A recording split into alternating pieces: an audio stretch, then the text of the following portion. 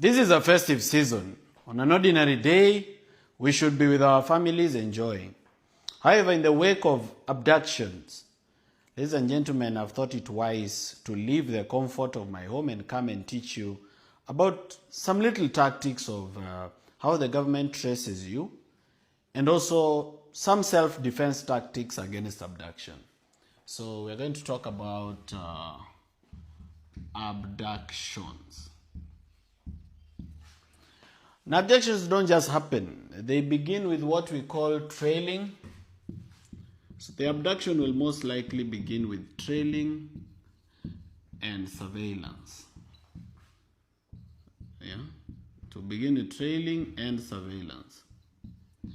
Now, the government nowadays is very lazy because of technology. So because of that technology, they found easier ways to trail you and surveil you. So you need to understand these digital tactics that the government uses, and then what you do with that information is really to your own safety. Number one, Safaricom or any line whatsoever, but most notoriously Safaricom. Now if you have a Safaricom SIM card, how a SIM card works is that it communicates to the nearest cell tower. Therefore, they are able to use a process called triangulation. They are able to use a process called triangulation to approximate the area where you are. And the people who do this mostly is NIS and DCI, a department called CRIP. So there's a department in DCI, it's called the Criminal Research and Intelligence Bureau, and there's the National Intelligence Service. So mostly they are the ones who are going to do this because they have back-end access to Safaricom. And because they have that back-end access, they are able to trace your location. Na inakujanga kama Google Map pin. So they're able to follow that pin to an approximate of where you are. So you need to know this about the Safaricom line. So if you're up to something or you know that you're being trailed, you may need to remove your line. Now there's another thing I need to tell you about your Safaricom line. There is something about your phone called an IMEI number.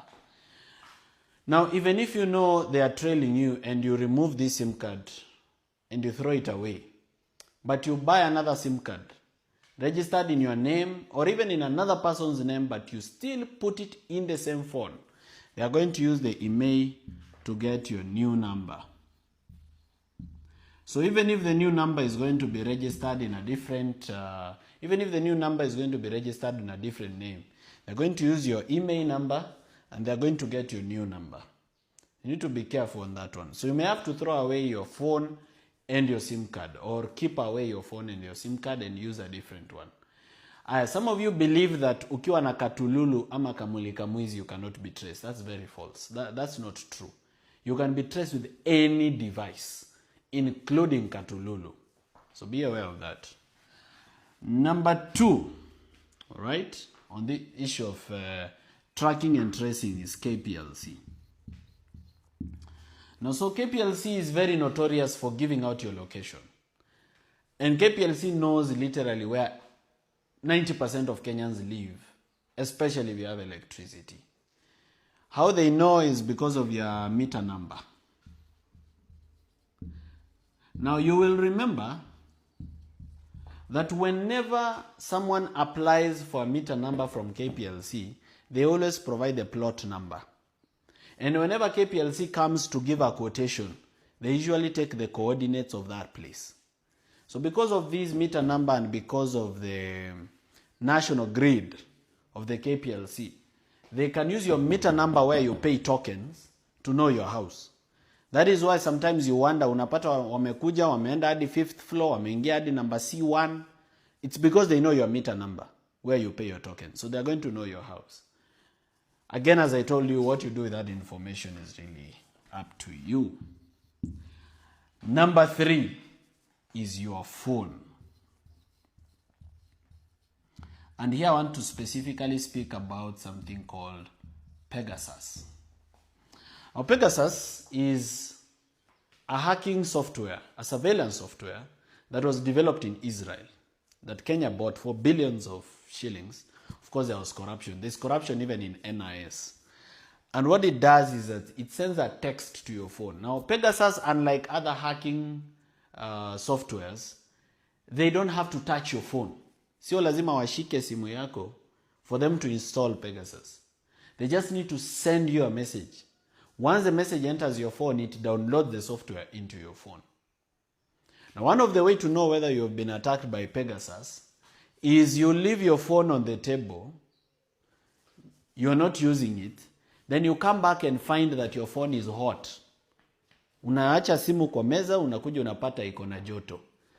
The reason is it's transferring information somewhere. And once Pegasus is in your phone, they can do everything. They can turn on your GPS, they can turn on your Wi-Fi, they can connect to the nearest Wi-Fi, they can read your messages, they can read your WhatsApp, they can check your M-Pesa, they have your contact list. There is nothing they cannot do if they've infected your phone with Pegasus. Nothing at all. So now, if they've hacked you using Pegasus, the following things are going to happen. Number one,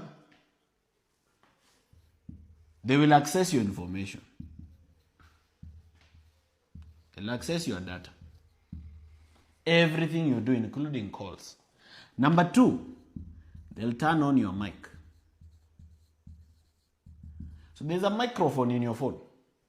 They'll turn on that mic and listen to you real time. Like as you are talking, they're listening. The third thing they'll do is they'll turn on your camera. So they cannot just listen.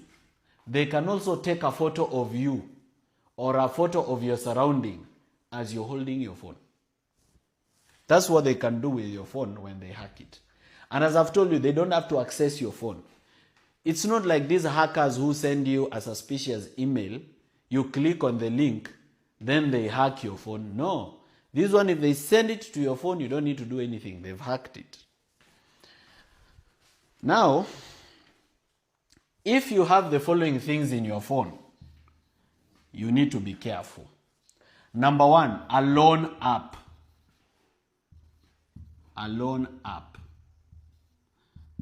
If you have a loan app on your phone, most apps that you use to borrow loans, what is it that a loan app usually asks you whenever you download it?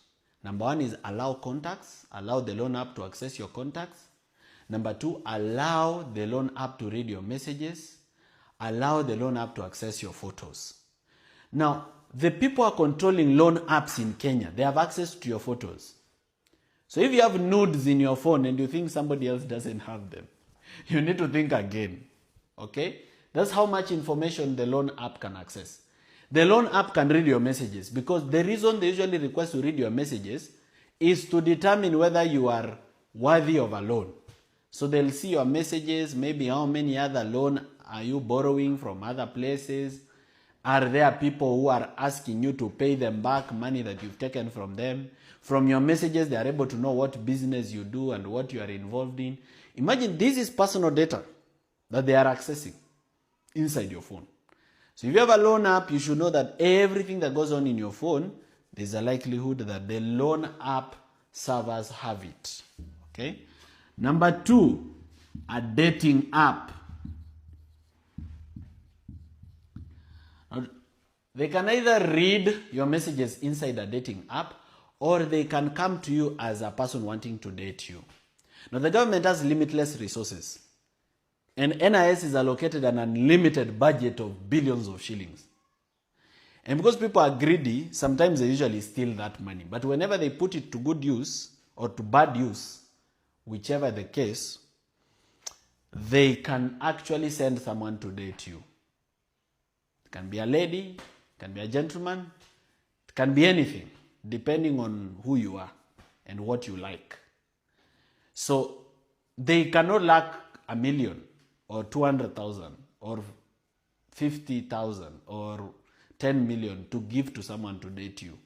In fact, they themselves, they have beautiful ladies and handsome gentlemen who can be given a quick Range Rover. They come and show you a lot of razzmatazz and glamour. You fall in love, and they start surveilling you. So they can either do it to surveil you for information, or they can do it to kill you. So death is also a possibility. So dating app. Number 3 is Google Maps. Now if you have Google Maps on your phone, just go to the settings, you'll see something called Google Timeline. And if your Google Timeline is on, itakuchorea everywhere you've gone with a blue kind of thing. So if this is Google Timeline, it's going to show you everywhere you've been to. Itasema ulitoka hapa, ukakuja Umoja, ukaenda town, ukakuja Donholm, ukakuja Westi, ukateremka Mombasa Road, Mlolongo. It's going to draw everything every day, not just one day. As long as it's on, Google Timeline is drawing everywhere you go every day. So they can access it. They can know where you are on the 11th of November and where you went after that because of Google Maps. All right. Number 4. I'm now telling you about the kind of apps which, if you have in your phone, they're going to be dangerous. Sometimes they use game apps. So sometimes you may download a game app thinking that you've downloaded an app for a game, but this app is accessing other information around your phone. So it's a game app, yes, but it's also accessing your photos. It's busy accessing your messages. It's busy accessing your calls. In short, your phone is a danger. In fact, let me not just talk about which apps and which is not. Your phone is a walking danger as long as you have it. Okay? Now I see that the iPhone and BlackBerry are a bit safer. Android is most unsafe. iPhone, they keep upgrading their security, so it's a bit safer. But you see, we are Kenyans and the economy is struggling, so not everybody is going to afford an iPhone. So at some point, you may have to switch off your phone. When you're going to important meetings, you may have to leave your phone behind. When you are in important meetings, don't have your phone in the room. Keep your phone outside the room. When you are going to secret places, don't go with your phone. Mimi siendangi Vampire Diaries na simu.